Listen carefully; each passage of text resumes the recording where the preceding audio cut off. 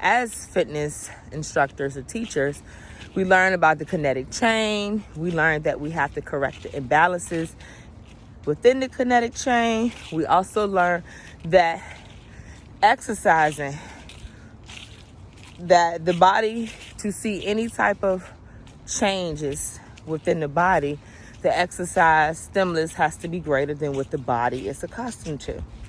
We also learn about weight resisting training and how the pulling against opposing forces and how that will transform you, right? And then when you study yoga, I'm a yogi, you learn about the different postures, the poses, and why we hold them for so long. We learn about energy that gets stagnated within the body and the joints, because we learned that technically we're nothing but energy.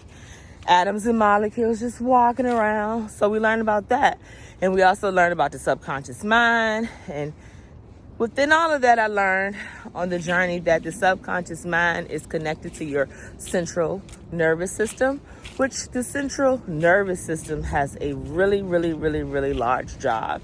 Okay, this is the reason why I am able to walk in this beautiful nature. This is how we are able to breathe without actually saying, you know what, body, breathe. Or our heartbeat, especially when we sleep.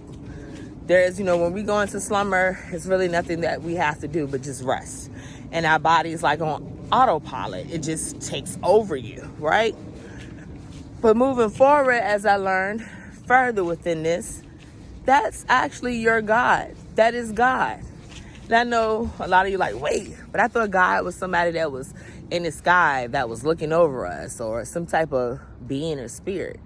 And I get you. I do believe there is a higher power overall that governs us, that we essentially came from. But the Bible did state it in biblical text, that God made man in his image and his likeness. So what does that mean? If you made me just like you, technically I came from you, so technically I am a God, right? Then it moved on to say that man will look for God everywhere else but himself. Man is looking in the sky, he looking all around but himself to realize who he is. Then you learn further that we are all here on this journey or school we call Earth or dimension, whatever you resonate with, to learn who we truly are, to come back to our true nature or being or way of life. We are God. We can create. We can do whatever we want to do. We have that infinite intelligence that's within us. And the way that you tap into that force is through exercise with vigor. In the meantime, God is asleep, autopilot. It's kind of like watching anime. One of the shows, Naruto, the nine-tailed dragon, or not dragon, fox or whatever. And when he's out fighting, right, he's just his regular self. He can do certain things. But like when his life becomes in danger, like when he's getting ready to die, that is when his God or spirit or avatar, who he truly is a fox, comes out and be letting people know what's up. And that's with us. God really don't come out unless we're like in danger or something that is out of our control. Then we push out the way, and then God comes forward, right? But I've studied this energy a little bit with my own life through different, what I would consider life or death situations, and how the impossible becomes possible. You ever like went through something and you was like, Dad, there's no way in the world I should have walked away from that. I should have been dead. I should have been going to glory. You ever had those thoughts and feelings? Yeah, right? That's the same with us. But we can keep that energy continually going on without actually having life and death situations happen to us.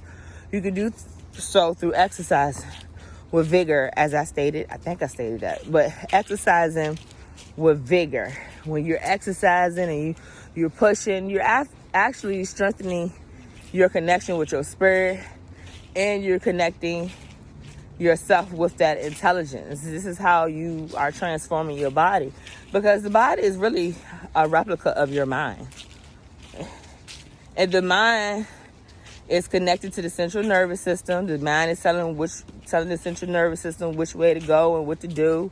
The subconscious mind is also connected. All of that is God. So when you moving and breathing and chanting and yogas and holding these different poses, you actually activating God to come up on the carpet, as Rev Ike like to say. He said, you got to call God on the carpet. God not hearing you with them woe is me prayers. Oh, God, please.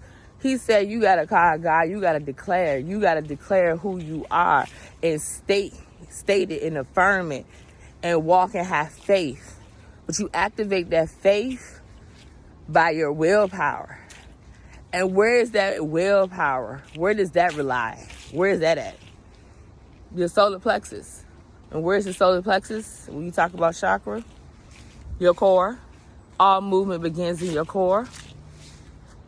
That's why you got to have a strong core, because you can't even walk if your back and core are not supporting you. You feel me? This is why we can't carry out the missions or the things that we need to do here on planet Earth, because Earth is a school. It's because our core, our center, our solar plexus is weak. So you have to strengthen those things up. When you have a strong willpower, strong core, then you have faith, and you can move mountains, you can move buildings, you can walk across water, as Jesus stated. But everything starts in the central nervous system. You got to correct any type of kinetic damages or change, good morning, that has happened to you over the course of your life, which have programmed you with a lot of belief systems that are holding you back for your greatest potential. And I say that because there are still things that I'm working through as a person. But this is what holistic healing is all about. Not just healing one sector of a person. It's healing the whole entire person, the entire being, mind, body, and spirit. Yeah. And this is what I have embarked on when I went about to lose all this weight.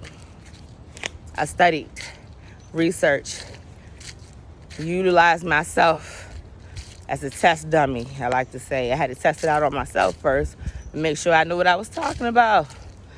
And it's true. 100% true. And being out in nature is your way of connecting and being with God. And so I was motivated. God said, you need to do this video and tell the people how to tap into this energy. And I'm here for you. Tapping into your energy, strengthening your aura, strengthening your mind, body, and spirit, so you can be connected and be powerful and be the God that you are supposed to be.